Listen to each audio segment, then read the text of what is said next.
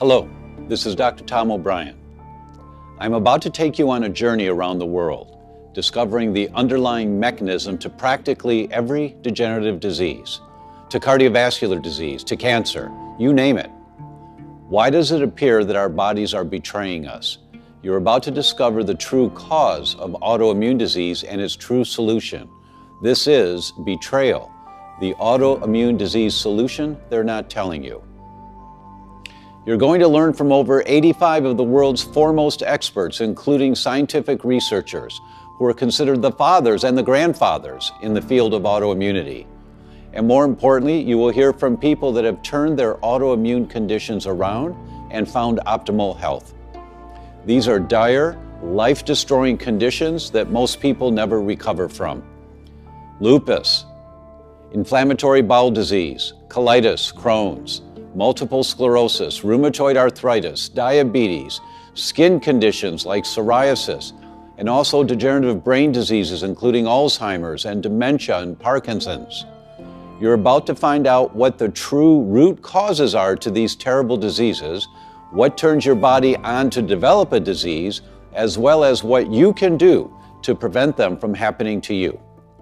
In order to bring you Betrayal, I have had the privilege of teaming up with experienced film and documentary director and producer, Jonathan Otto.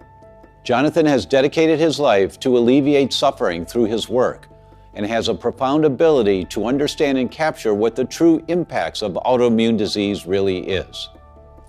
He believes that it's time for the world to see what families are experiencing, the pain and suffering, as well as the joy and fulfillment that comes the day that you turn your condition around. Jonathan and I, with our film crew, have teamed together and traveled across the country and all around the world through England, Portugal, Germany, Spain, Brazil, to gather the stories, pull back the curtains on the lies, and reveal the truth about autoimmune disease. Here in episode 1, you're going to learn from the experts what is autoimmune disease. You'll meet the godfather of predictive autoimmunity from Israel, Professor Yehuda Schoenfeld. You'll meet the godfather of functional medicine, Dr. Jeffrey Bland, Dr. Mark Hyman, who chairs the effort of taking functional medicine to Cleveland Clinic, microbiome expert Dr. Michael Ash from England, and many, many more. Get ready, here we go. I was having seizure-like events, and I'd have them several times a day. From the shaking episodes, I would go into paralysis, and then I lost my fine motor skills. And it was just a slow rotting away. None of the doctors knew what was going on, and half of them didn't care. It even started affecting the main nerve going into my hearing. So everything seemed super loud, and I'd hear this screeching noise all the time. They said, no, it's a conversion disorder. No, it's all in your head. You're just making this up. When they attacked my integrity and told me I'm a hypochondriac and I'm making all this up, like I want something, like that hurt. That hurt worse than the ailment was to see all these doctors, these so-called professionals, to tell me that I'm making all this up. Yeah, you're gluten sensitive, all right. You need to stop eating it right away, plus all of the other grains. You put me on high-dose iodine, and I felt like I could conquer the world. I feel better now than I have felt since before my first cancer. No more. I've recovered this far. I've gotten my vitamins and mineral status where it needs to be. I'm not malnourished now the way I was. My nervous system is repairing itself. We've come so far. I'm not going back where I came. I developed an autoimmune condition called polymyalgia, and I started losing weight and couldn't figure out why I was eating. And they thought maybe I was anorexic. And then I slowly was not able to drive my car anymore or lift my arms over my head. And it was extremely painful. It's a condition called red skin syndrome that then I had. And you are thinking your eczema is just getting worse until it just overtakes your body, and with rashes and inflamed skin. And I was able to heal that pain, and the inflammation went down once I was avoiding the foods the gluten, and cleaned up my diet and started taking the correct supplement, and the pain just disappears. I was losing a lot of hair at an alarming rate. And I had tried a lot of things. Nothing was working. I wanted to find out what's wrong, because something was wrong. I had headaches for as long as I could remember, and I had skin condition. My fingers and toes and my heels were just always peeling, and that cleared up.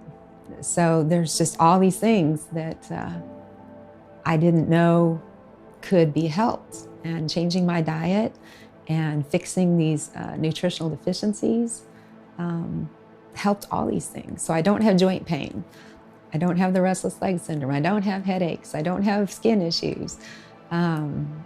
If we can fix the origin of the issue, if we can find out what is it that's causing that issue, and the results can be amazing once you know what to do, and your body can start to heal.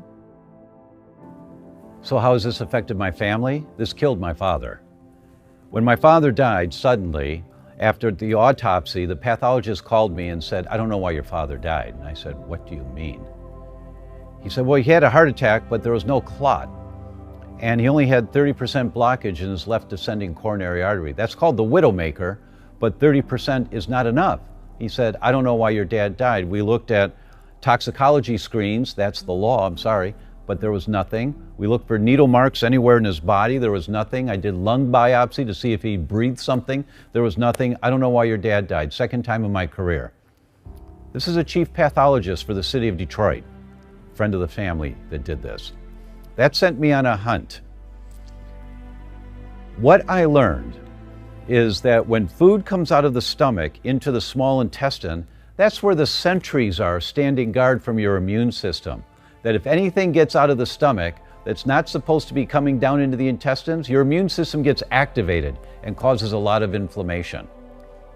When you have that inflammation in the first part of the small intestine, you don't absorb your vitamins and minerals the way that you should. It's called malabsorption. When you have a sensitivity to gluten, you can't break down the food in the stomach. For everyone, it goes into the small intestine and triggers that inflammation. So that inflammation got triggered in my father because he had a sensitivity to gluten that no one knew. When you have that inflammation in the first part of the small intestine, you don't absorb your B vitamins. So you get B vitamin insufficiencies and B vitamin deficiencies. When you have a B vitamin insufficiency or deficiency, you're vulnerable to getting something called elevated homocysteine levels. Big Scrabble word. But homocysteine is called the silent killer. What I discovered is that if you have an elevated homocysteine level, it can cause vasospasm. Your blood vessel just spasms up, like a calf muscle, a cramp that you get. The blood vessel can spasm. That's what happened to my father. My father had undiagnosed elevated homocysteine levels from a B vitamin deficiency, from a sensitivity to wheat, and he was eating wheat every day.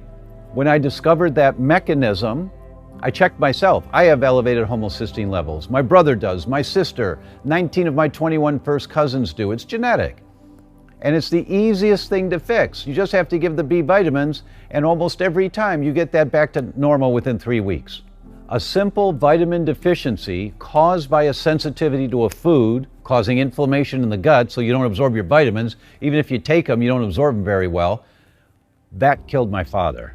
And unfortunately, it's really unfortunate that if you have a sensitivity to wheat or to gluten, most people don't feel it in their stomachs when they eat it. They feel fine when they eat it. That's why a food sensitivity can be a silent killer all by itself. You know, I'm mid-50s. I had a father who died early, what I consider early, late 50s. So I didn't want my life to go down that same path. Did your father's loss devastate you? Yeah. Yep. Tell me about it. He was a smoker. He's a smoker for most of his life. Had lung cancer. Died at 59. So, yeah, didn't want to go down that path. Yeah. You miss him? Mm-hmm. Yep. and it motivated you? Yeah, it played a part. Yeah, it played a part.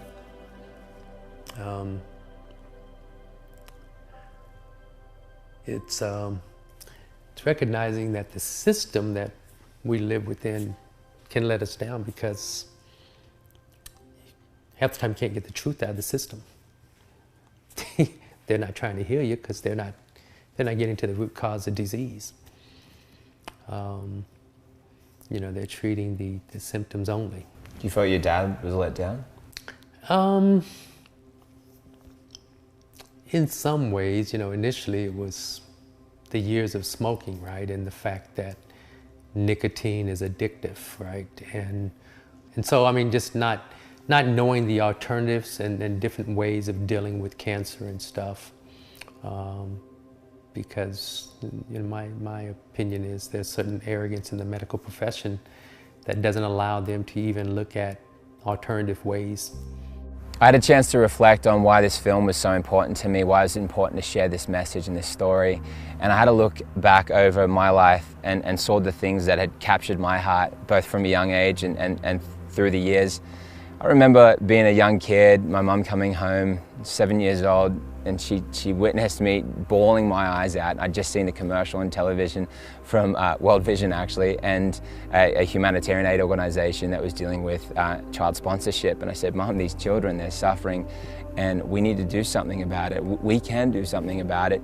And she was smart. She put me to work. She made sure I was making it happen myself, and I was delivering newspapers then to help sponsor this child that we'd taken on. You know, I remember like my heart dropping to the pit of my stomach when a friend that had overnight become an enemy challenged me to a back of the school fight when I was in grade 6, 12 years old. I felt like I could do nothing but show up because I didn't want to be ashamed. This guy, when he ran up to me and started laying punches into me, I thought that I was going to defend myself, but it felt like my fists were anchored to the ground. And then in this moment of just trying to struggle through this situation, I'd pushed him down to the ground, and I was trying to force myself to be the way I thought I should be. And I dropped my fists and I said, I can't do this, man. I got up and this guy just kept laying into me, hit after hit, until the guys just stopped the fight, because it was just, I think, so horrific for them. Why couldn't I just do what I thought I should do? Why couldn't I be the way I wanted to be? Why did I allow myself to be humiliated? I remember that was what I was thinking at that time in my life, and I didn't realize there was a hand that was guiding my life, and there was a reason. You know, I'd find myself gravitating to things and they were giving me meaning and knowing what it was like to be a man or to be brave or stand up for something. But I ended up traveling through Africa and Asia and sharing the stories of families living in poverty so we could raise money, and I worked as an ambassador for some charities for several years. I think about the lives of the people that are suffering. I think about the countless faces that I've never met. That's the reality that I want to see in the world. That's the reality that I love to see in my own life. I love to see a smile. I hate to see a tear. That's what this is about. It's about seeing the joy that will come into people's lives when your health is restored, when you can be free from disease. So when Dr. Tom asked me to be a part of this and to come with him in this mission, I could see his heart. I could see what had happened to him. I could see the tragedy that he's experienced, and I wanted in. If you're stirred, it's your mission too, and I think that we're all called right now to an important message in an important time in the world's history, to be a part of a group of people that stand for the truth. You and I are a part of that mission. By standing up and shining our light, you can make a difference. Autoimmunity is a whole spectrum of disorders that all have very common roots, even though they show up in different parts of the body. And if you look at autoimmunity, it affects 80 million people in this country. When you lump them all together, from Hashimoto's thyroid disease to MS to inflammatory bowel disease to rheumatoid arthritis to psoriatic arthritis, and the whole spectrum of disorders are seen often as very separate things. But we now know that autoimmunity has common roots, that it's the body attacking itself, and that there's a reason for it. And unfortunately, most common therapies are designed to suppress or block the body's own immune system instead of figuring out why it's so pissed off in the first place. is kind of generally known. The concept of autoimmune is that the immune system is reacting against the body itself. So it's like an automatic process of the body rejecting itself. And it really seems like that's a very strange thing for our immune system to turn rogue against our host tissues and start to damage them. So it really, for decades for me, in fact, I could say going back certainly into the 60s in my background, I've always wondered about the term autoimmune. It just didn't seem reasonable that suddenly an immune system that was there to protect us against the outside world suddenly turns rogue and starts attacking ourselves. There had to be a precipitating event. There had to be something, it seemed, that would translate goodness to collateral damage to our body. And the more that I got thinking about that, the more I started asking myself, well, what are the diagnostic criteria that are used for picking out these conditions like rheumatoid arthritis or multiple sclerosis or systemic lupus erythematosus or myasthenia gravis or thyroiditis, and there's 88 different diagnoses for these conditions that hit different tissues in our body and keep allergists, immunologists, and internists very busy, because you've got all these hosts of different diagnoses of the immune system of our body turning rogue against specific tissues that then gives to these different diagnoses. And I thought, well, how do we diagnose this? And they're diagnosed by looking at the presence of what are called autoantibodies. And I thought, well, what is an autoantibody? And we say, well, it's an antibody that our immune system produces against our own tissue, like anti-thyroidal antibody, or anti-mucosal antibody, or anti-brain lipid antibody with respect to multiple sclerosis. And I think our body is actually looking at these native parts of our plumbing and our machinery, and it's saying, oh, I'm sorry, suddenly you're a foreigner, and I'm going to produce a destructive thing from part of my immune system called the B cells that is going to attack those tissues specifically. And then I got thinking this a little farther. Well, just a minute. Are we sure that those tissues that we say the immune system is responding to are the host tissues that were the same as when those tissues were first generated? Or is there something going on that makes those tissues look like they're a foreigner? And that little kind of question that I had, which started as a kind of a virus in my central nervous system somewhere in the 1980s, just continued to kind of fulminate as I was reading the literature and thinking about it, until I finally came to the belief that our body actually doesn't respond to itself. It's responding to something that happens to our body that makes it a non-self.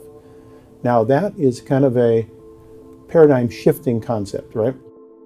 From my eyes, it's a misfire between what our immune system wants to do and what it should be doing. And sometimes it seems to me almost like that when we lived in a more pristine, more traditional culture, where we lived close to the earth and where we had parasites and where we ate food that was fresh and we didn't have refrigerators and things spoiled, the immune system had a lot of really good things to do. And now the immune system in our modern culture feels to me a lot like a group of teenagers with time on their hands. That's a great analogy. It's really good. And so they get into mischief because they don't have their old jobs to do. And also the immune system, if you look at Polly Matson's work, it's about not just strangers, but dangerous strangers. So when we walk down a street or we're in a conference like we are here, there are a lot of strangers, but we think they're friends. They're not dangerous strangers. And Yes. the immune system's job is not to react most of the time. And we're exposed to toxins. We eat foods that are unusual. We're stressed out. We have molds. We have all kinds of unusual situations that are really different than even 150 years ago. And the immune system, it just kind of overreacts. Sometimes I say it's like, it's your birthday and everybody's singing happy birthday and you've got the cake, and the candles are lit, and everybody's expecting you to just blow out the candles and you whip out your fire extinguisher.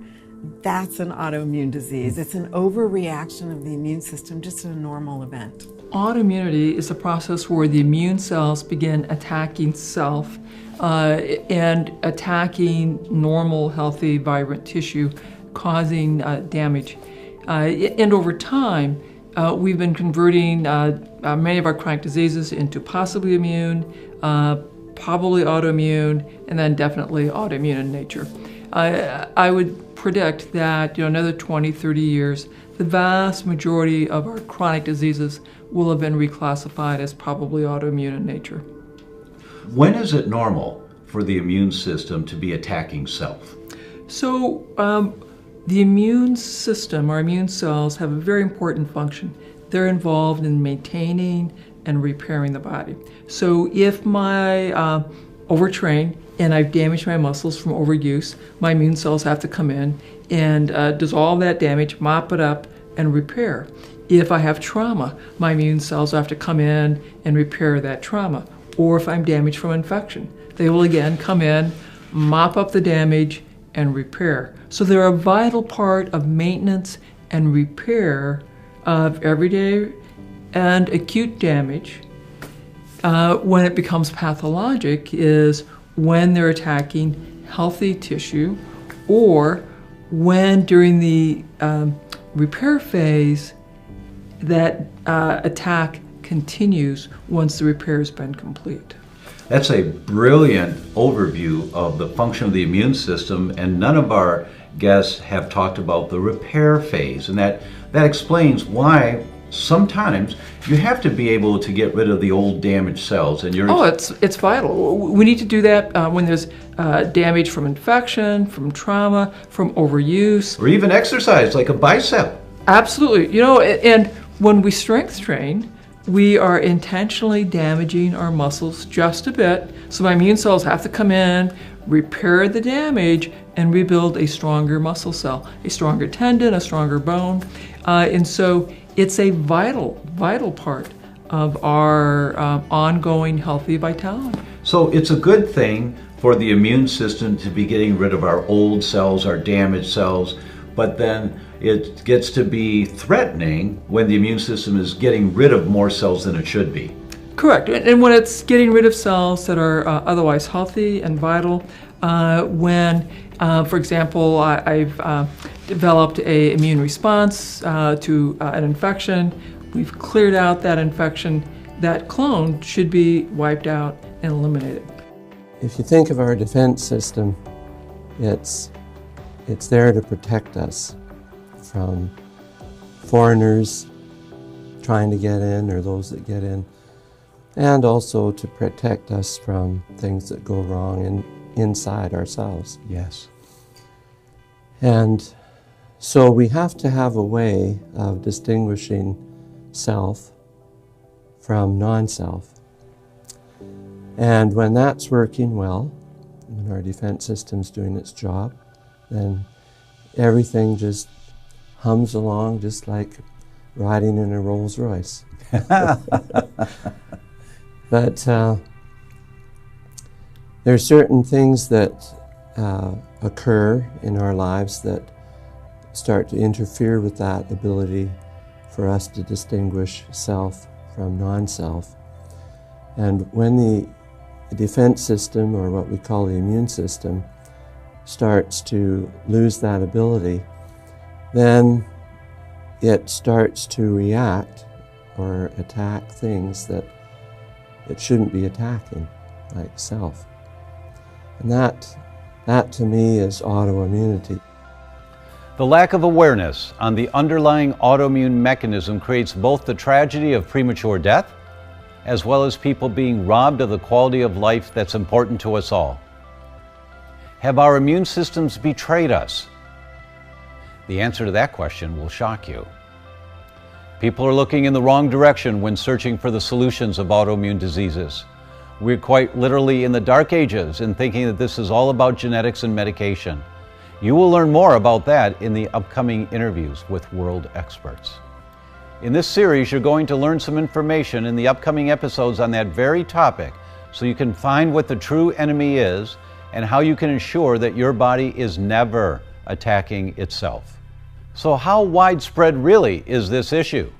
How many people are truly affected by this villainous group of diseases? What about other countries? You're about to find out some important answers to these questions that will bring you an awareness of what autoimmune disease actually is and what you can do about it. Autoimmune disease is no longer a silent killer. I mean, it's everywhere. Some 70 to 80 million people in the US are currently diagnosed, or either diagnosed or have yet to be diagnosed with autoimmune disease. Look across Europe, the numbers of autoimmune disease instances are increasing all the time. Dr. Ash, can you tell us how widespread this issue truly is? Well, certainly for North America, the NIH suggests that there are 24 million people in the US that are being diagnosed with autoimmune disease, but they also point out that perhaps it's only 1 in 3 that have been picked up. So let's say between 70 and 80 million people in North America currently have autoimmune disorders. You know, clinically, from what I've seen in practice, autoimmune disease is growing faster than any other health condition I see. From Hashimoto's disease, MS, fibromyalgia, chronic fatigue, lupus. There are so many conditions that people are coming in struggling with that are autoimmune in nature. And I think a lot of times they go to their doctors, they're misprescribed, and they start being treated with medications, which is really just covering up certain symptoms. It's not getting to the root cause. If you take like a classic autoimmune disease model like inflammatory bowel disease, ulcerative colitis or Crohn's or something akin to that, the best estimates on what the incidence was in the Western world, like let's say in the United States at the turn of the 20th century, 1900, it was about 1 in 10,000 individuals. And now it's 1 in 250, yes. 250. Yes. So that's an unbelievable change in a very remarkably short amount of time from a, from an evolutionary perspective. It's not that our genes changed that much in 100 years. This is why you called it a modern epidemic. It is a modern epidemic, and it's really mostly acute in the last 30 years. And when you think about how much our environment has changed, how many new chemicals, how many new pesticides and herbicides and flame retardants and a million chemicals that are response modifiers in the body. They're, we know they're endocrine or hormonal disruptors, but they can disrupt a lot of different metabolic processes in the body. And we know that certain toxins, particularly, for instance, like transitional metals like mercury and lead and things like that, they can actually glob onto sulfur units on the end of our host proteins, our own tissue, and now the immune system looks at that protein as a foreign protein, looks at it as a hapten, and now you get an autoimmune response against your own tissue because of a toxin. We've come up with incredible technologies and incredible ways of understanding life, but unfortunately, some of our practices are also doing a lot of damage, and it all circles back, it all impacts us. We cannot pollute the soil, we cannot pollute the water, we cannot pollute the air, we cannot destabilize our climate without damaging our own lives, our own health, and our own well-being. When we spray poisons on our food, we don't just kill bugs. We don't just kill farm workers who have an average life expectancy in the United States of 49 years. We also impact our own health. We also impact our own rates of cancer, our own rates of autoimmune disease, because when you create toxins and when you spread toxins, ultimately they come back home. It's increased threefold over the last 50 years. There are somewhere between 50 and 75 million Americans with autoimmunity that have been actually diagnosed, and 150 million worldwide. And those are the people that know. I mean, in autoimmunity, these antibodies are thought to come out at least 5 years before the actual disease does. And it takes people 6 to 10 doctors to actually get diagnosed. So this autoimmune process is going on well before it's gotten to the point where someone has overt disease. So it's hundreds of millions of people with autoimmunity, or that are what I call in my book being on this autoimmune spectrum of having these antibodies but not having diagnosed with full-blown disease yet. You talk about the damage building up, and then eventually the symptoms will occur. And that damage is the period where the antibodies are elevated, they're attacking the tissue, but there are no symptoms. And that's the prodromal period. And we've spoken before about Melissa Arbuckle's study looking at lupus patients in the VA and how she found that Every single lupus patient had those 7 antibodies of lupus, all 7 of them elevated years and years before there was ever a symptom. So the idea of looking to see, is there an autoimmune mechanism going on while the person may feel fine? What do you think about that concept?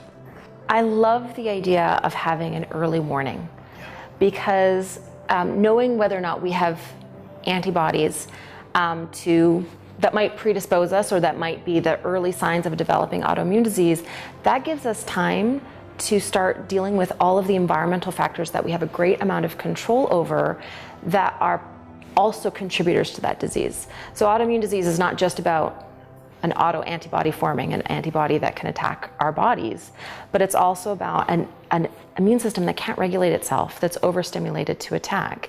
And that occurs when we're not getting enough nutrients in our diets, when we're stressed, when we're not getting enough sleep, when we have gut dysbiosis and leaky gut, when we're consuming foods that we're having intolerance reactions to, that are priming the immune system, or we're consuming foods that are highly inflammatory.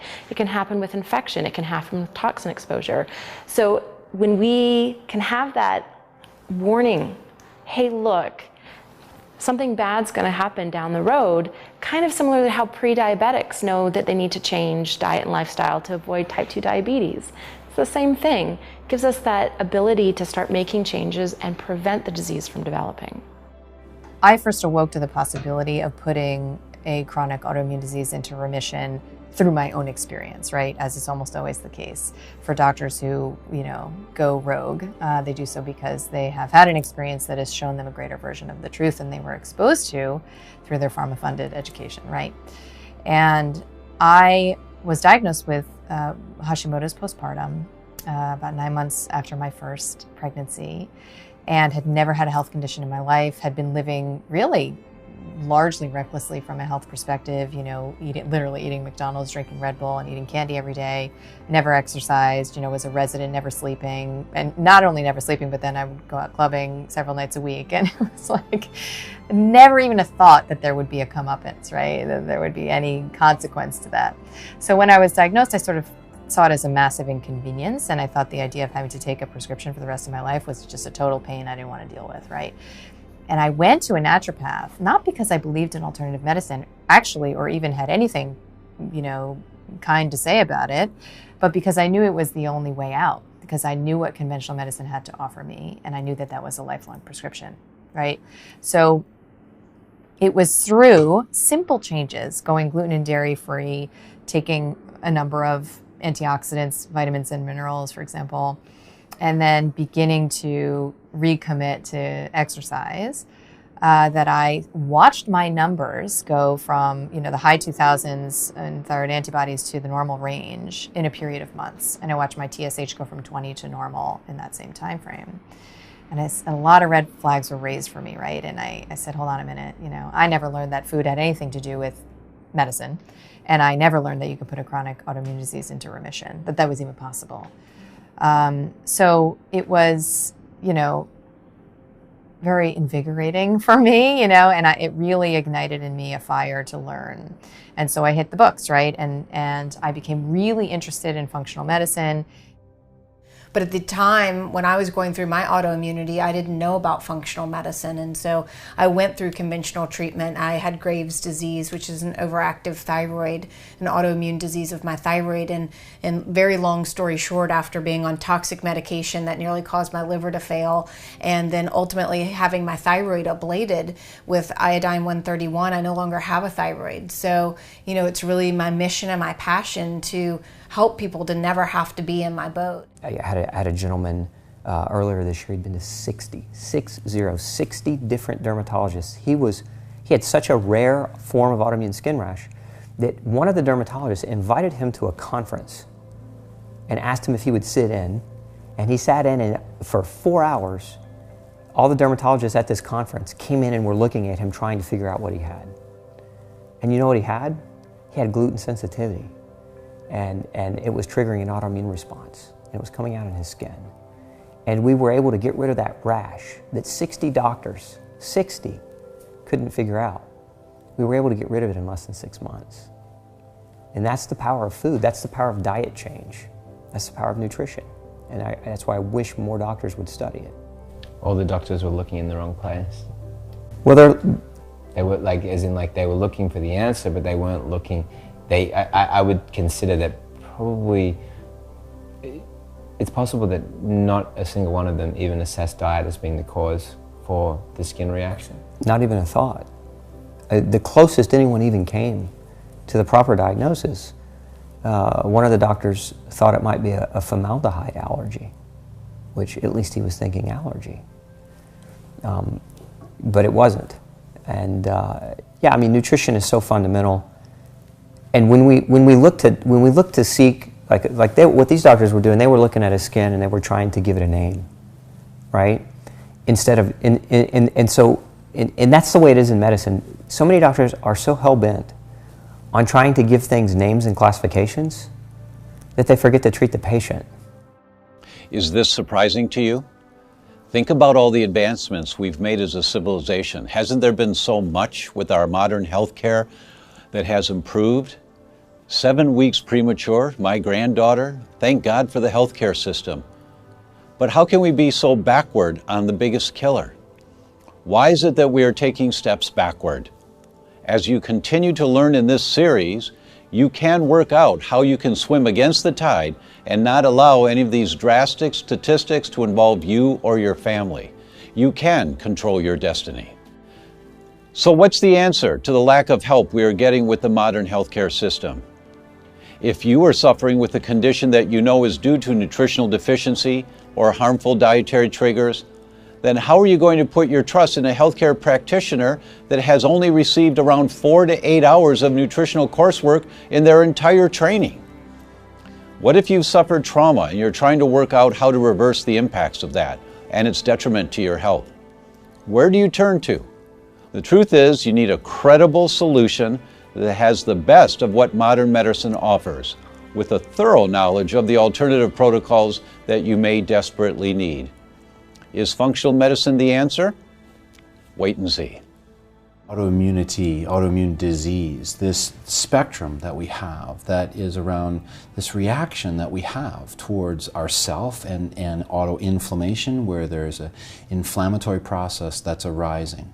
You know, we see this within a triad of the balance of what's happening with environmental exposure, our genetic predisposition, intestinal permeability, and the inflammatory upregulation that we tend to have in our bodies because of our diets and toxin exposure and the many different things that are going on.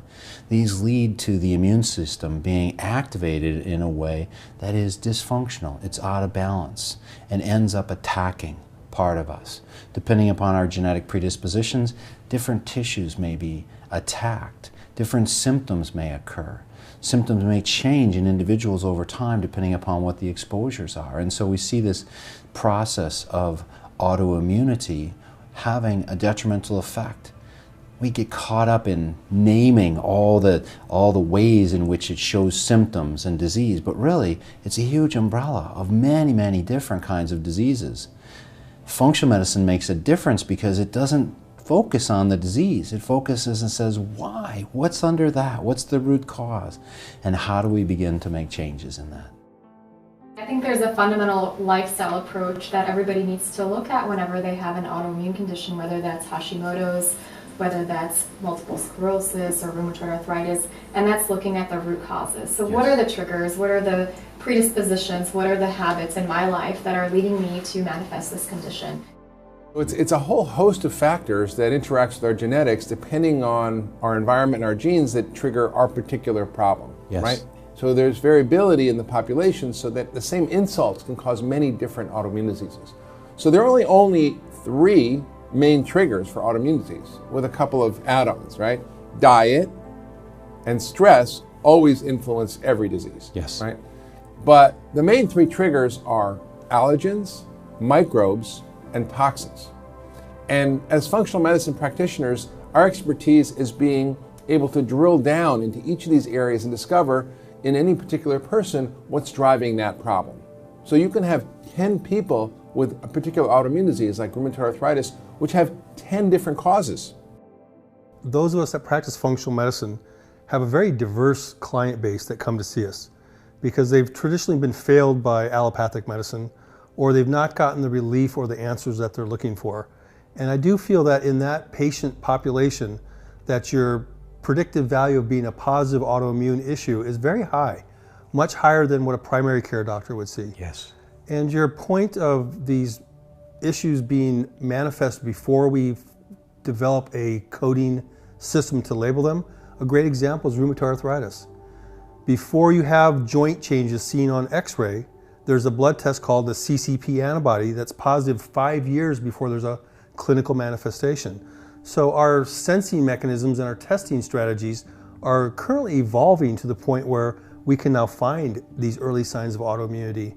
And I feel that we'll have panels that incorporate cytokines or inflammatory markers that are going to show us this imbalance way before the clinical condition manifests. And if we can catch it in that window and develop a plan of individualized, personalized therapy, we may be able to get it so it doesn't manifest into a full-blown autoimmune disease. And that's the exciting thing about what we're doing right now in functional medicine. Yeah, because a lot of people will say, oh, you know, my mother has Hashimoto, she's on thyroid replacement, and my older sister is, and my aunts were, so I'm just going to get it. Right. Well, if you do what they did, you probably will, right? Because you probably have that genetic predisposition. You might have that HLA pattern or whatever in your immune system. There's whole arrays of predictive autoantibody testing that we can do. And, you know, they're used in conventional medicine, but here's how they're used. We wait until someone develops all the clinical signs and symptoms of autoimmune disease X, and then we say, oh, well, looks like you have lupus, or looks like you have rheumatoid arthritis from the joint dysfunction and the anatomical derangement and everything else, and we have these inflammatory markers high, so we're going to confirm our suspicion by doing this antibody test, right? When in reality, medical research has shown that these antibodies are in that person's blood 5, 10, 15 years before. So if you, instead of using them to confirm what you already know, let's turn that on its ear and let's use them prophylactically and upstream. Let's test them in a screening methodology, just like you would go and get a blood chemistry or a lipid panel. Autoimmune diseases, like other diseases, atherosclerosis, cancer, they are multifactorial. There is no one factor which determines if you will get the disease, and therefore it's the combination of factors which join together in concert to induce the disease. There are many factors. There are genetic factors, there are hormonal factors. 75% of the diseases prevail in female. It means that they have something, a risk factor in their body which enhance the immune system so that they will develop autoimmune disease. There are immune deficiency factors, and there are also the environmental factors. Today we try to understand better the environmental factor, and the combination and the concert of these factors will lead to the different diseases. This explains A, why in the same family you have people with different autoimmune diseases, B, why somebody who has already one disease will develop a second of autoimmune disease. We see patients in all problems in all walks of life, and we look at all the reasons why they may not be functioning properly. So for example, a nutritional deficiency, a toxin overload, musculoskeletal or neurological imbalance, things like this. So we do primary care, and we also have really good relations with other healthcare professionals to refer when appropriate. So for example, I got basic training in spinal assessment, spinal manipulation, but it's not my area of expertise. I have chiropractors who are good friends of mine. I say, this is clearly in your realm, you take care of it, and send them back to me, I'll work on their diet. And I have friends where I live who are naturopathic physicians, and when someone asks me, who should I see? I send them there first, because my experience of naturopaths is that they look at the diet, they look at nutrient insufficiency, they look at musculoskeletal, and usually refer it out because that's not a real strength for them, but they recognize it. So it sounds like naturopathic physicians are more of a holistic, if I can use that term, or big picture view type of practitioner? In many ways, we're very similar to the family doctor of old. And that is, we have really strong relations with our patients and their families, and we spend more time with them because we want to understand why they're sick, not just that they are sick. So yes, we diagnose disease and we do physical exam, we do laboratory tests and x-rays, all those things to diagnose what's going on. But rather than say, okay, now let's give them a drug, we say, well, no, are there some natural approaches we can take to help the body heal itself? So rather than a drug to turn off the symptom, and the problem with most of the drugs is they just turn off the symptoms, they don't deal with why people are sick. We want to know why they're sick. And almost always it's either a nutritional deficiency or, unfortunately now, an environmental toxin. We have become so toxic in our modern world that I am now lecturing literally all over the world that toxicity is now the primary driver of chronic disease in all the industrialized world. So what's the underlying principle of functional medicine? Have you ever been to the doctor and you list a couple of the symptoms you're experiencing, then you're trying to make sure you don't forget anything? You're desperately trying to give the doctor all the information they're needing, and maybe you feel rushed, and sometimes maybe even like you're being herded to a generic solution. What about your unique history? What about things that have happened in your personal experience, perhaps in your childhood, that could be the causative factor for what you're experiencing today? Why has functional medicine proven to be so effective? Let me help you understand the foundational concept of functional medicine. What's the typical patient that comes in to see you? Well, they have many complaints together. They have they want to lose weight, they have migraines or headaches, they have allergies like sinusitis, rhinitis, they have gut problems like constipation, bloating, and all the body is being attacked. It looks like that all the body is being attacked by something they don't know. They have no idea what's going on. And how do you find what's going on for them? Oh, I make several questionnaires and several blood tests as well, so we can then figure it out. And of course, we have to make many questions about what they eat, their daily habits, how much they sleep, if they have vacation, how much hours of work during the day. And so we put all this information together in the matrix, and then we can realize what's going on. But questionnaires and blood tests and saliva and everything, it's very important for putting everything together. Functional medicine looks very comprehensively at the patient's history, and so we have it's rather a long questionnaire, but it's very comprehensive, and it looks both across symptoms and diagnoses, but also at your lifestyle, your family history, your diet, extremely detailed questions about everything. And this entire story, we also have a couple of sections where we ask specifics to timeline. So we ask questions about when people had things. So in medicine, for instance, people ask about what have you had in the past, but in a very general way. Yes. It's like, no, there's very few people asking you specifically, tell us, when did you, which year did you actually have this? And so we get into that kind of detail so that we can take all of that information and plot it into a patient's timeline. And it's pretty remarkable what happens. It turns out there is a way. Yes. And that comes back to that great statement that was made by Peabody 100 years ago at Harvard at a commencement, which that paper is just, it could have written today and be just as relevant. But at the end of it, he said, the secret to the care of the patient is to care for the patient. So if you care for the patient, you have to know the patient. And if you really want to care for the patient and you're committed to the patient, you have to really know the patient. So in your new patients, how much time might you spend with a new patient before you come up with a conclusion as to what protocols to recommend to them? Well, usually is in the second visit. So in the first visit, I have like an hour and a half. Then you spend an hour to an hour and a half with a patient on the first visit? Yeah, exactly. Actually, that's what it takes, and that's what functional medicine is all about, is getting that big picture, isn't it? Yeah, it is, yeah, for sure. It's impossible to do in half an hour, at least an hour. Yeah, an hour to an hour 15 usually is fine. And I finish my anamnesis usually in the second visit.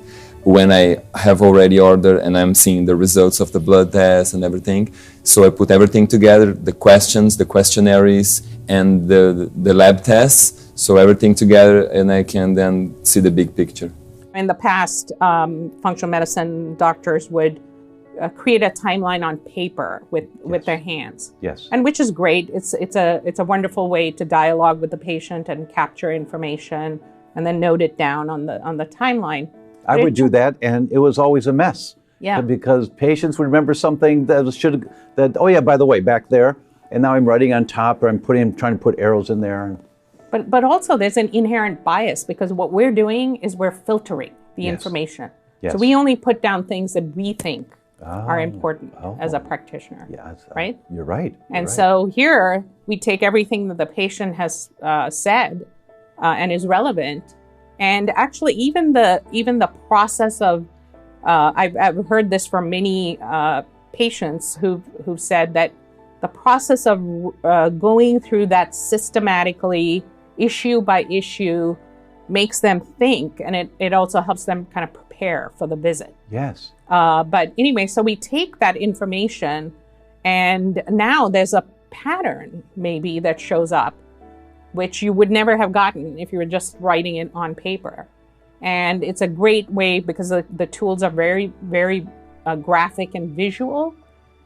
You can now sit with the patient and dialogue about that. And we hear constantly, I mean, people come over to us when we're at conferences and stuff and say, I had this great story where I was, showing this patient this timeline, and all of a sudden they looked on the timeline and said, oh, that's where, and sometimes it's something very significant happened. Mm-hmm. And including, I've heard over and over from practitioners that incidences of trauma or abuse or things that are highly sensitive and sometimes don't come up for 2, 3, 4, 5 visits, because it's just they're so very deep exactly. inside. Yeah. But there's something about seeing that visual, and all of a sudden for it to trigger in the patient's head that, look at all these symptoms that have happened, something happened here, and for them to begin to associate,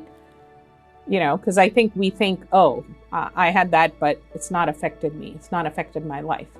And so now if you're seeing the visual of it and you're able to look at it, and then it starts to hit home that maybe there was some implication to what happened. Mm-hmm. And so it begins to, it becomes more conscious, and then they're able to bring it up and dialogue about it. So it's helping that story get clearer earlier in the process. We see that so many different conditions that come into our office, when we look, the immune system's gotten activated, and the way to address the immune system is not to quiet it down, but rather to reduce the need for its activation. Right. And that's the whole premise of functional medicine.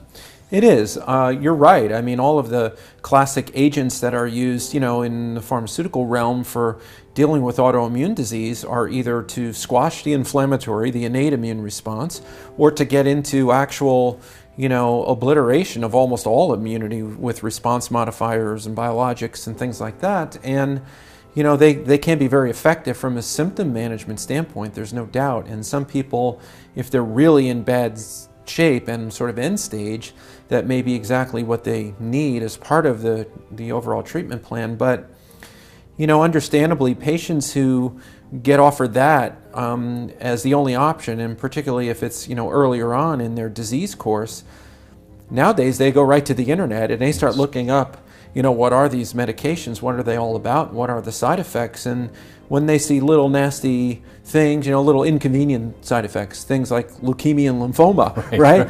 They understandably get a little bit agitated about getting on those. So they're looking for other options. And I think the functional medicine paradigm offers them exactly that.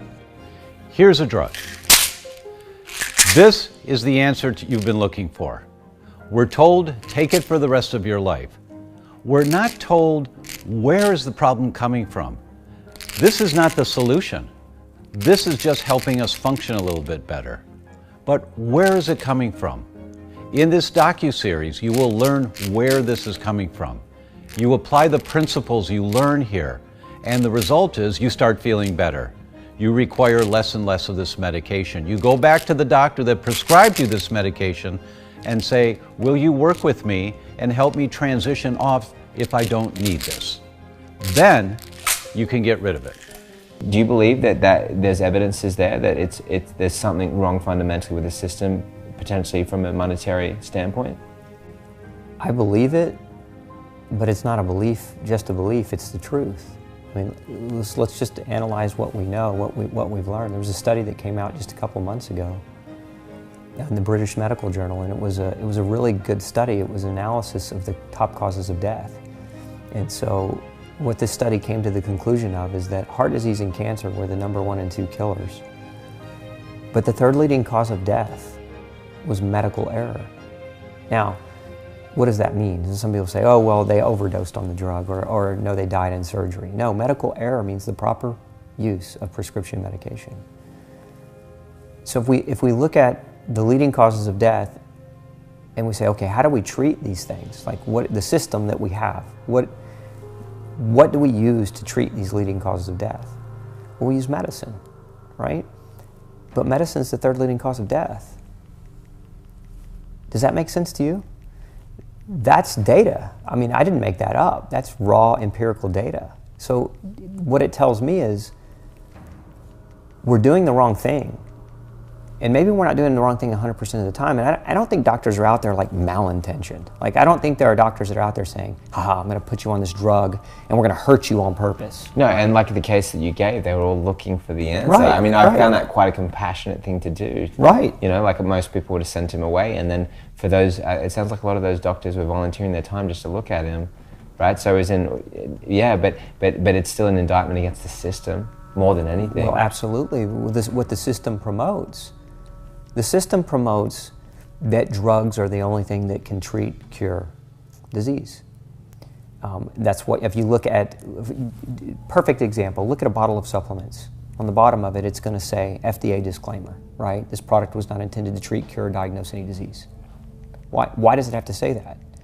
Because medicine ensures that nobody else has the thought process that anything other than drugs can treat, cure, or diagnose disease.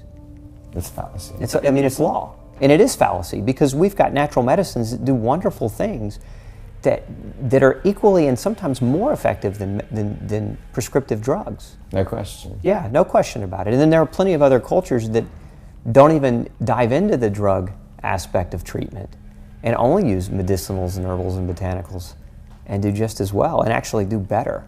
I mean, America's healthcare system is ranked, I think at last time I looked at the numbers, it was ranked 37.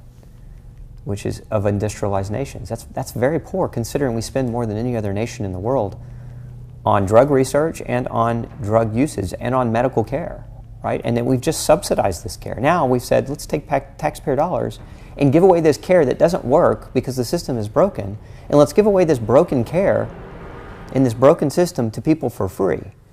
And not that I don't think people should have access to some kind of care. I just don't think that taxpayer dollars should fund a system that doesn't work and that's proven itself to be ineffective.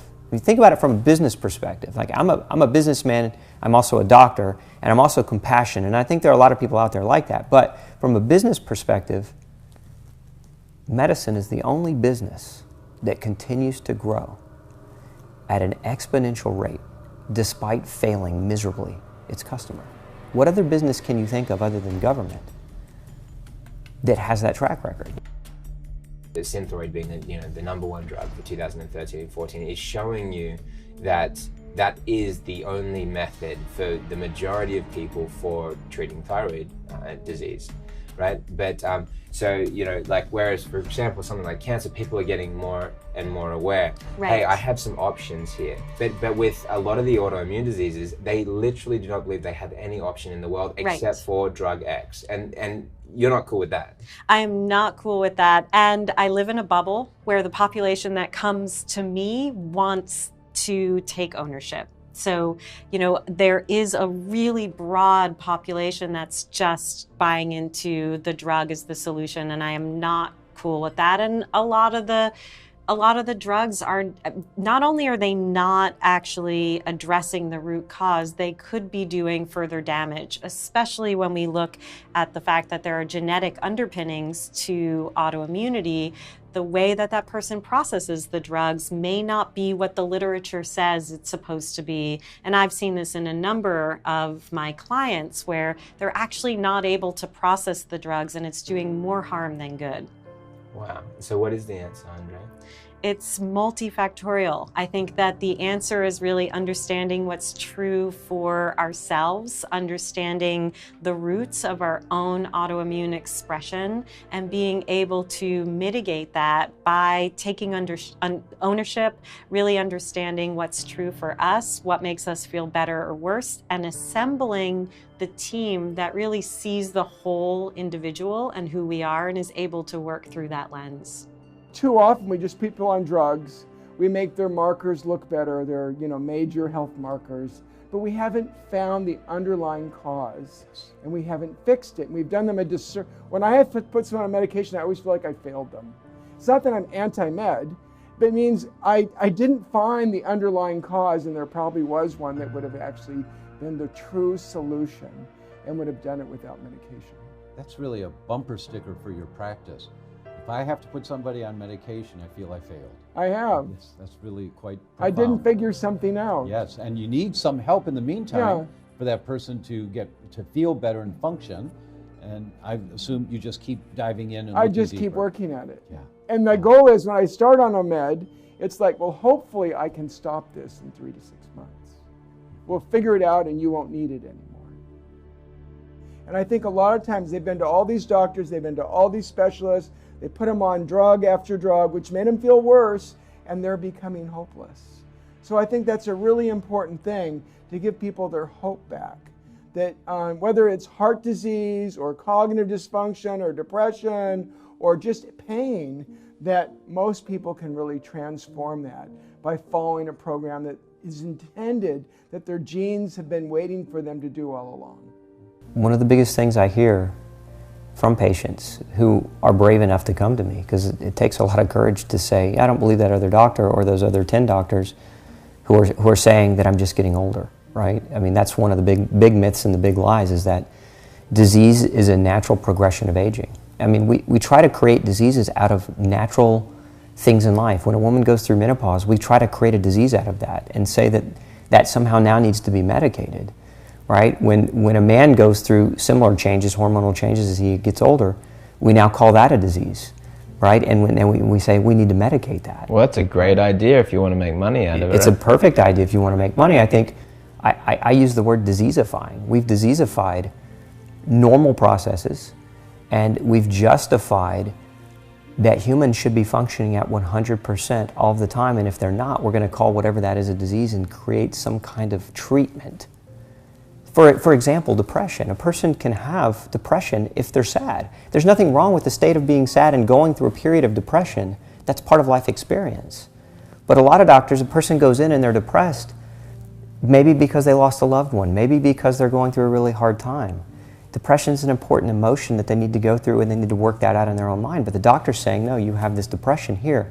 Let's cover it up. Let's call it a disease instead of the state of being human. So we've dehumanized in medicine, and we've opened the door that anything abnormal at any time is going to be considered a disease that needs to be treated. And by the way, I have that treatment in my closet, and we're going to give that to you. And I think that's a horrible approach. I came out of medical school disillusioned.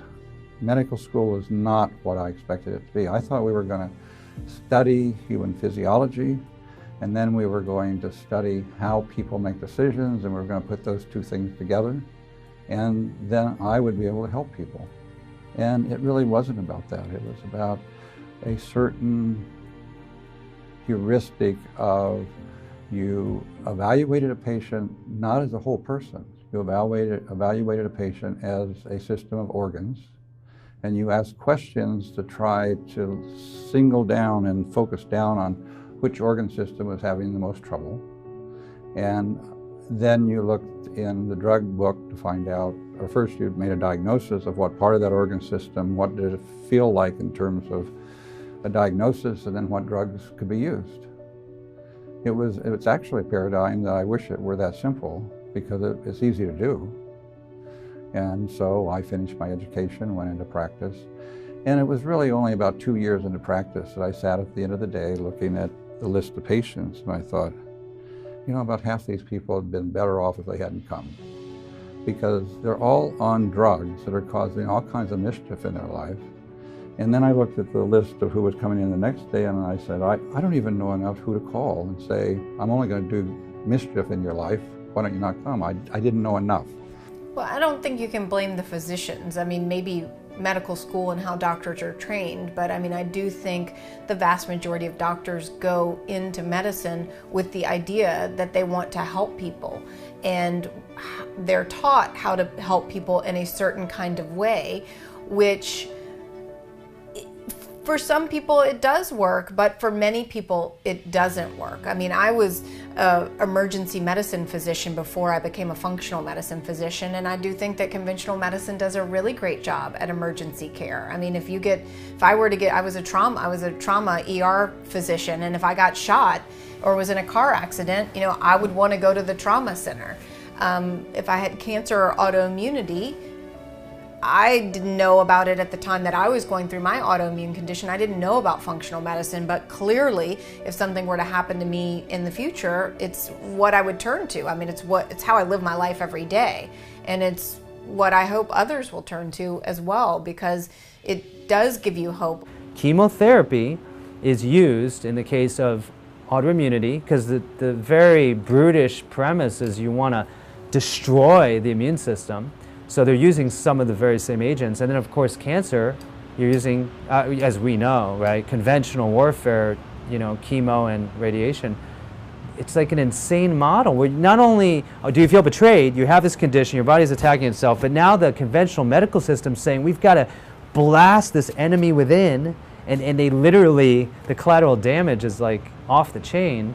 Yes? Well, the metaphorics is so profound, the poetry, because this is the very institutional equivalent of the immune system, right? The conventional medical system is supposed to help take care of its damaged population, and it's feeding and profiting and amplifying the damage. So it's almost like a reiteration of the very horror of betrayal. So yeah, you're right. I mean, the betrayal theme from the condition all the way up to the misguided treatment it's powerful.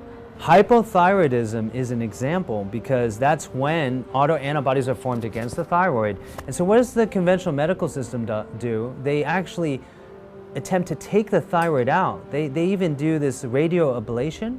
They take radioactive iodine-131, which is released in nuclear disasters. It's why everyone wants to stock up with potassium iodide when there's like a nuclear threat, because this element is what destroys the thyroid. So they find that the immune system is attacking the thyroid. And so instead of trying to find the root cause and remove it, right, they decide they're going to take the very thing that can kill your thyroid, blast it and surgically remove it, and then replace the thyroid hormone with synthetic thyroxine or Synthroid, which has a completely different tertiary conformation, and actually the primary sequence is different than human thyroxine, and they push it as if it is just as good, if not better. So in other words, it's like this cascade of betrayal. Like people's thyroids are literally removed when all they had to do is remove gluten, for example, or address some type of toxicant exposure.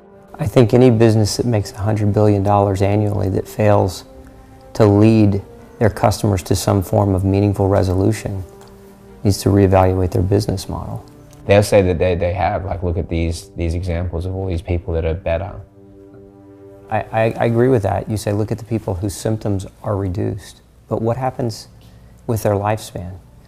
The average autoimmune patient will have a lifespan, on average, about 26 years less than their counterpart without autoimmune disease.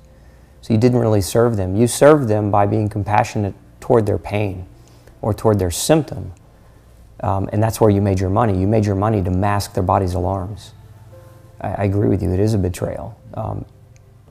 Any intelligent person could analyze this from the perspective that if we only mask symptoms And in the process of masking symptoms, we create new disease with the drugs we use to treat those symptoms. Autoimmune is notorious for this.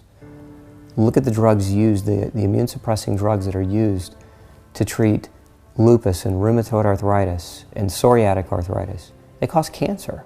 It's very clear on the warning label. Very clear. They cause cancer, they shut down the immune system. They're known carcinogens. Yes. Is that a solution? Is that something we want to give $100 billion a year to as the solution? When the outcomes are poor, I think we need to look at different outcomes. So, you know, the outcomes are, yeah, your pain is reduced. Yes, your rash goes away. Those aren't outcomes of resolution. Those are outcomes of symptomatic reduction. And I don't think we can base the model of treatment, again, on shutting down the body's ability to warn us. We have an outdated clinical model, and it's really based on, you have a disease, here's a pill. Yes. You have a cold, take an antibiotic. And it has not served us well. It got us to the bottom of the list. That's right. Look at the result. So doing a root cause analysis, looking at, you know, a systems-based approach to the body, looking at, okay, why are you run down and you got exposed to a virus maybe when you flew to Europe last week and now you're sick with the virus, you know, just trying to understand, what are the levers here? You know, how much stress do you have in your life? How are you dancing with that stress? How much sleep are you getting? You know, we know that you need 7 to 8.5 hours at night to really function the best. Yes, and I would say, what are the limits that you're unwilling to acknowledge? Yeah. You know, Good. If you look at it clearly and you say, oh, I pushed the boundaries a little too far here, you know, that I've crossed my limit. You acknowledge that we're human, we have limits, and we have to take care of these bodies so they can continue to function for us. I feel like you're looking specifically at me with that one because I'm a recovering overachiever and I don't want to have limits, right? I mean, it's sort of the human condition. It is. But we have to get rigorously honest about this. It's super important. You know, whether you're trying to get pregnant or you're facing perimenopause or you're, you know, you've got your third cold of the winter, it's important to face these. One of my personal goals, and whether this resonates for others or they have their own in the same category, I want to make sure I can take my grandkids hiking in the Alps in my 80s. Oh, I like that. And in order to do that is what I do now, and in middle ages that determines that. Yeah. And so for all of us, we have to take a step back from how we feel and do some independent evaluations, biomarkers if you will, as to how our body's functioning.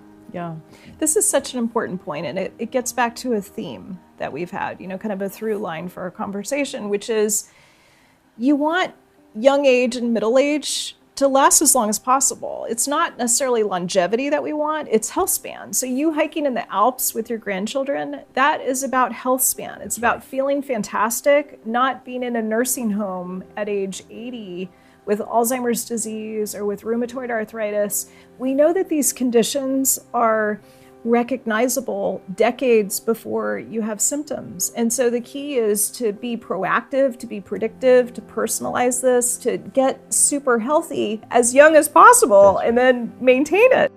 It's very easy for us to mask autoimmune problems with medications or with natural supplements.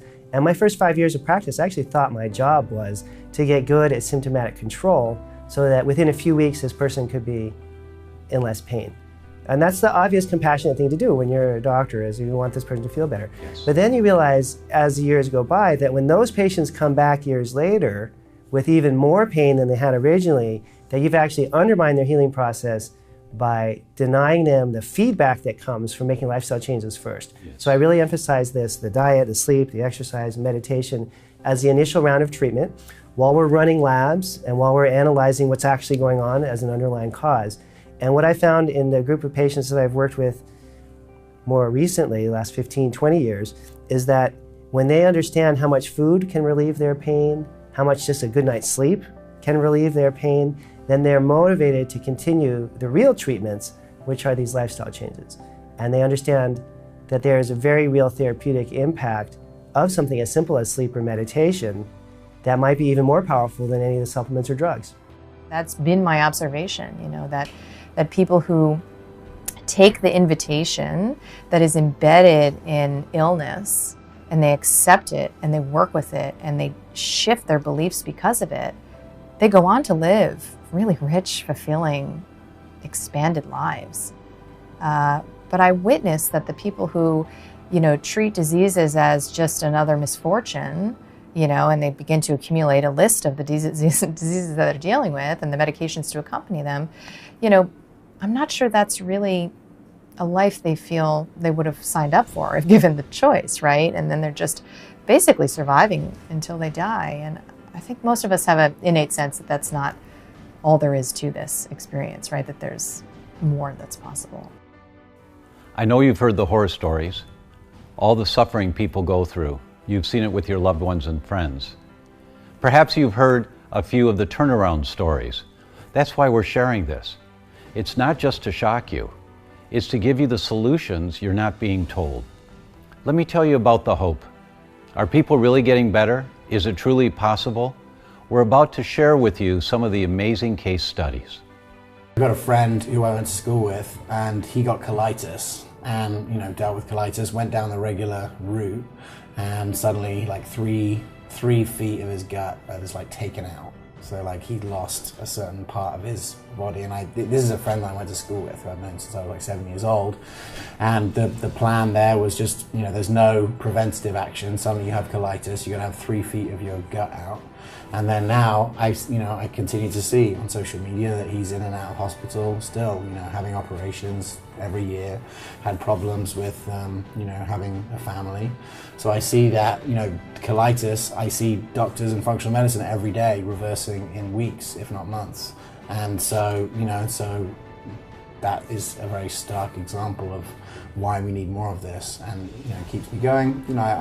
Personally, I've had more interactions with cancer and mental illness, but at the same time, it's sort of it's only becoming clear to what degree autoimmune disease plays a role in those kind of things too. And I had a patient just last week with rheumatoid arthritis, which started with me like a year ago. And she was taking many medicines and lots of pain, no improvement at all. And she was in the highest dosage possible. So there was nothing that her doctor could do for her other than he was already doing. And then she came to my office, it was in July last year. And we started all the protocol, which is an individualized protocol. And when now she came back, well, every month or every 2 months she was back to the clinic, but then I asked her this last visit, how are you feeling? What was your improvement during this year? She almost cried. And for the first time, I think it was the first time she was not with her husband together. And she told me, my husband prays for you every day because he doesn't hear me complaining and moaning and crying every day because of the pain. I think it's particularly problematic and traumatic for younger people who are all of a sudden facing a chronic disease diagnosis. Someone in their mid to late 20s, let's say a female, all of a sudden, we tell her, you have a thyroid issue and you have autoimmunity against your thyroid, or, a young person with rheumatoid arthritis, or, I've had very young people with really bad psoriasis or something like that, and they're sort of left in a daze. Why me? Is almost, I'm young. Why do I have to deal with this kind of problem? Isn't this a problem for old people, right? And why was it me? Is this my fate? This is my genes. I have to deal with this, and there's nothing good that's going to come of it. And I think it's our job as healthcare providers to not be callous to that, and to really understand that a big part of the therapeutic intervention we offer in the healing process is to really, we're not some omnipotent, healers where we just make everything better. We're really on a journey with them. We're their health coach. And that's why I like that model of health coaching, health coaches, because it really automatically implies that expectation that the patient is going to be actively involved. It's not just going to be some doctor giving them some magic pill or some magic fix, because that rarely is the case, particularly in chronic disease. The patient has to engage with you in their recovery, you know, emotionally, behaviorally, sometimes spiritually, and you have to walk them around to that. You know, they don't just automatically get there, particularly if they're fairly young. They're not at that point of even framing up that way, you know, maturity. You know, you tend to think that way a little bit more as you get older. So sometimes it's just reassuring them, you know, listen, you're not alone in this. First of all, this is very prevalent. It's becoming more and more prevalent. And yeah, you may have this in your family history, and maybe all your older relatives and family members have this because they didn't know any better. They didn't know the things that they can do to change the outcome. Now we do know, and we'll work with you. And yeah, you might have to change a little bit about the way you eat, about the amount of stress you're under, you know, about various things in your life. But you know, these are all good things anyway. You know, you'll learn how to do these, you'll learn how to work these into your life, and you'll be healthier for it in the long run, way beyond just not having Hashimoto's thyroiditis or way beyond having rheumatoid arthritis. These are just good health practices for a long, vibrant life. And the majority of them are willing to get on board with you once they need to know you're in their camp, you're their advocate, you're not judging them, you're not there to scold them if they don't do it perfectly. And I think that's a big part of what makes a good healthcare provider, and that's really still part of the art of medicine rather than just it becoming a technical endeavor. Well, people come to see a clinician because they hope that that clinician's going to walk down a road with them to help them. And, you know, for me, I've always been taught that my life is about service. I think whether I go get my hair cut, somebody's serving me, right? They're making me feel better about myself by cutting my hair. I go buy new clothes. It's because they make me feel good for a minute, right? I think we're all about service. And so Oprah said it really well. She said, use me until I'm used up. I don't want to be used up, but I want to be used well. And so it's like serve until we can't, but also remember to renew ourselves, because that's just as important. You know, I think David Jones has said so many times that there aren't physicians who go into medicine to be bad physicians. You know, everybody goes into this with kind of a really hope that they're going to help a lot of people. And I think that everybody who's clinician really helps a lot of people. I just think that with kind of this more integrative and functional movement, that we get the people who say, yeah, but I think just keeping somebody on a drug isn't really the long-term solution always. And is there some other piece of a puzzle that I'm missing? And I think that's really what kind of binds this kind of functional medicine group or integrative medicine groups together, is that curiosity where we're always kind of saying, how can we serve better, one person at a time? So you're probably thinking, what do I do now? You probably feel overloaded, information overload, analysis paralysis, you know, geek terms that just way too much information. We want you to know you're not alone, that there's a community here. Where should you go from here? What should you do? We're going to show you. We're going to show you what the experts say that work with people day in and day out to guide them through how to get back to vibrant health. Information is power, but the information's only powerful if you find the information and then act on it and put that information into play. We have the tools to do that now. So if you have a family history, whether it's a family history of a lot of cancer, a lot of heart disease, a lot of autoimmune disease, there are so many upstream tools that we have now to find out, well, what is your specific risk factors as an individual? Because like, even beyond autoimmunity, you know, risk for cardiovascular disease, heart attacks, strokes, pulmonary embolism, whatever, it's not just cholesterol, right? There's a whole bunch of different modifiable risk factors. So you have to find what are your modifiable risk factors as an individual, so that we can then guide you on what lifestyle interventions, what things to change about your diet, about your stress, about your exercise, or whatever it may be. Same thing in autoimmunity.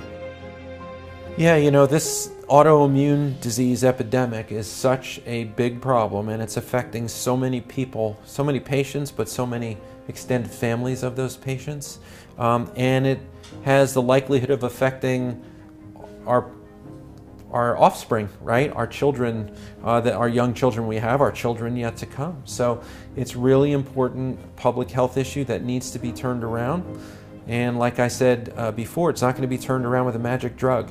It's going to be turned around with making the right changes to our lifestyle, our diet, our food supply, our environment.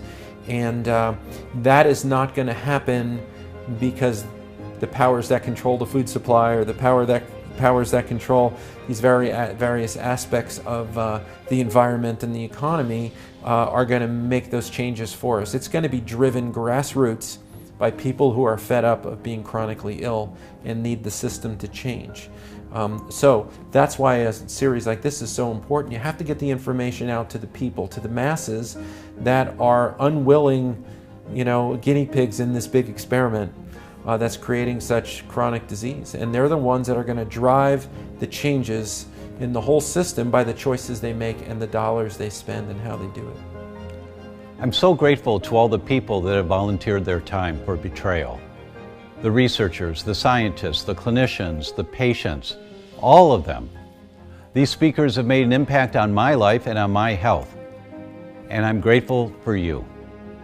You are becoming equipped for yourself, your family, your loved ones, so that together we can end the unnecessary suffering from autoimmune diseases. Well, I just really appreciate Dr. Tom because he's really been proactive. He's really getting the message out. He's doing webinars and he's speaking at different conferences, and he has the research behind what he's saying, and he's giving people direction and clear guidance on how to prevent and treat autoimmune disease, not just treat the symptoms and in the past where they're just suppressing the immune system and they're not helping people get healthier. And I think the message that he's bringing is really going to bring a lot of life and a lot of hope to people. So I really appreciate what he's doing. I've known Dr. O'Brien for a long time. Both of us met for a process of changing and thinking differently about the way we wanted to help people, yet at the same time had many similarities in what we were already doing. I think what he's been really excellent at doing is bringing that information to the population in such a way that it makes sense for them, connects with them, and empowers them to take more responsibility. Wow. And is that do you think that he's changing lives through that? I'm sure that if people take the recommendations that he manages to pull out from these interviews, they'll definitely change their life. Traveling around the world, trying to make a difference. He's all about service as well. And this is really about how do we serve. It's certainly not about kind of his own personal gain. It's really about how do we serve, how do we change the world. And what I love about the world now is that medicine is happening because it's in the hands of the people. It's on the internet, it's in docu-series like this one, it's in summits, it's in radio interviews, it's in media, and people are saying, how can I be empowered to change my own health?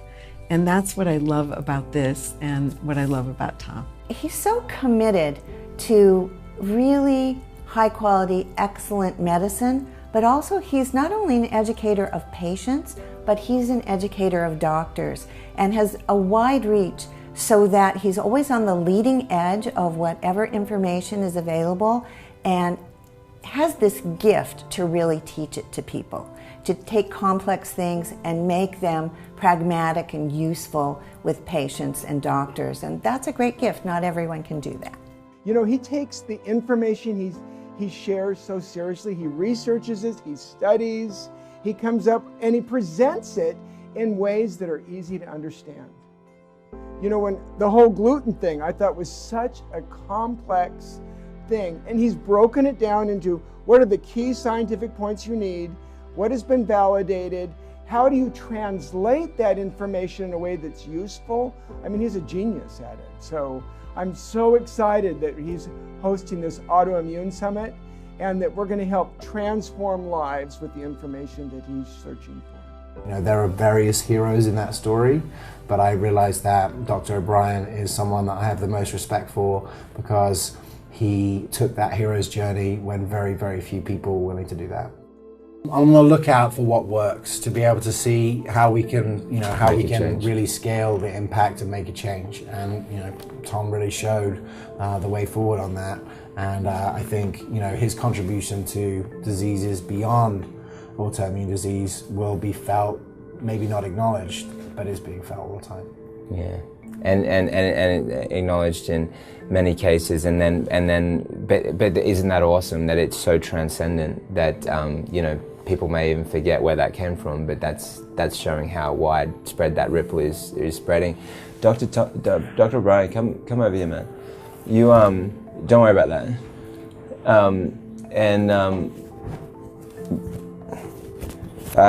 I didn't know what kind of impact you'd had on James's life. Yeah. Thank you. Yeah, man. Yeah, I don't think you saw that through when you thought about doing what you did. I don't think you saw that would result in something like this. No, it's not necessary. You know, you just follow your bliss. You just do what you know you have to do. And then the ripple effect occurs, as James said. We're brothers. There's many of us. The three of us, we're brothers. Wow. Yeah. Everyone that sits here for these interviews, we're all family. We're all trying to carry the message out, you know, one way or another in our worlds. Yeah. You know, when I left being an investment banker 11 years ago, and partly the reason why I left is because my mentor sat next to me and he said he got drunk at his leaving dinner and he said, I've been sitting on this desk for 35 years and I feel like I wasted my life. And that was the moment I decided to quit, come in this direction. And for a long time, I made very slow progress towards what I really wanted to do with my time. And it was Tom that showed the way to accelerate that to tens of thousands, hundreds of thousands, millions of people. And you know, that's the difference between, you know, being at the coalface and, you know, really causing a sea change. So I appreciate it. Thank you, James. You made my day. I love it. I think that, like, Tom, in order for you to do the work that you needed to do, you actually had to pass that banner, and because you invested so much of your heart, you were able to, like, create experiences like what James had, it's just so perfect, and I really respect and admire that Dr. O'Brien, like, you know, there's stages in a man's journey. You're a warrior, and, you know, you're a cowboy, but then that you're truly in that place of imparting everything that you've done, and you're a sage, the ultimate place of being able to impart everything that you've experienced and what you've gone through in order to equip the generation of fighters that are going to take this to the finish line, and you're committed to that to the utmost. Yes. And then today you get the opportunity, just, you know, the rewards don't come, like that kind of reward, you know, no one can pay any sum of money to give you that reward, but it comes in the form of this, which not many people ever get to experience that during their life, and you get to experience that, man. My creed in life includes this phrase: life is no brief candle to me. It is a sort of splendid torch that I have a hold of for the moment, and I want to pass on to future generations. That's the goal, right? What else is there? I want to tell you why I'm so excited about you participating in the summit, because I feel like there's so much information online. It's very confusing for you to get accurate, scientifically valid information that you can really trust. And what the doctors that have created this program are doing for you is providing a safe space where you know that you have information from leading experts and clinicians and scientists that is reliable and actionable and that you can believe. And I really strongly endorse this program. I'm so grateful that you've joined us today. Thank you so much. I know that you've learned a lot, perhaps have a better understanding of what autoimmune diseases are in general as we move forward now with what do you do about all of this. In the episode tomorrow, you're going to hear 3 major themes. The first, what is intestinal permeability, the leaky gut? I'm going to give you visuals, I'm going to give you videos, I'm going to show you, give you an understanding so that you really get what this thing is and how it contributes to the development of autoimmune diseases. We're going to talk about vitamin D, which I think is the most important vitamin that we have to make sure we get.